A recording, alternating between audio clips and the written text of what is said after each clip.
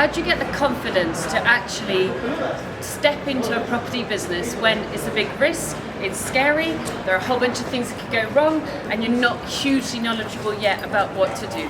Right, first off, gather information. I spent a whole year planning my business plan and writing it and testing it again, reading books, gathering knowledge. You guys have got YouTube, you guys are sorted.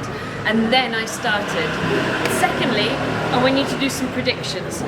What really puts property investors out of business is not buying a property that doesn't work out, because even if you've got some additional cost, generally with capital growth and rental payments, you end up coming clean, you know, the whole thing washes out. What puts people out of business is actually running out of cash. So I want you to predict your cash flow about 18 months in advance, identify any gaps, and you will almost definitely have them, and then identify how you're going to fix those gaps, okay? And thirdly, get to know people for whom it's normal buying discounted properties. It's normal. For me, it is normal as having a cup of tea, finding a property with 50 or 100 grand discount. It is as normal as having a cup of tea, picking up the phone and raising money, or doing joint ventures, or doing buy to sells. It's just 100% a normal activity. So, you know, that whole thing of your network is your net worth. Get to know a whole bunch of people for whom this is normal. It's not mystical, it's not magical, it's not over there.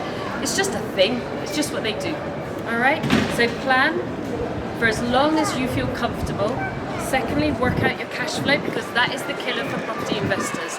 Not doing a project that goes wrong, it's actually running out of cash. So plan your cash flow. And thirdly, get your network.